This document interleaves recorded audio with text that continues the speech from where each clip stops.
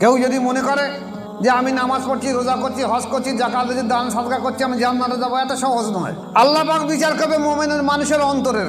তাকওয়ার জায়গা অন্তর, জ্ঞানের কেন্দ্র অন্তর, বিচারের কেন্দ্র অন্তর। মানুষ যখন কোনো ভালো কাজ করে তা অন্তরে দাগ পড়ে, যখন কোনো গুনার কাজ করে তখন অন্তরে তা কালো দাগ পড়ে। তাহলে সব কিছুই অন্তরের সম্পর্ক।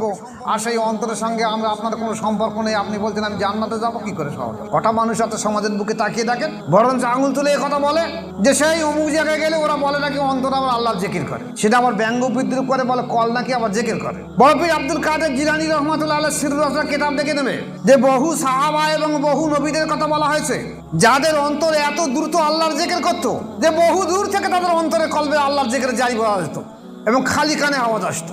তাহলে এ যদি সে সমাজের ব্যবস্থা ছিল, আজকের এই সমাজ ব্যবস্থা উঠে গেছে শুধুমাত্র এই হারাম হালাল খাদ্য খাওয়ার জন্যে আর এই বায়াত উঠে যাওয়ার।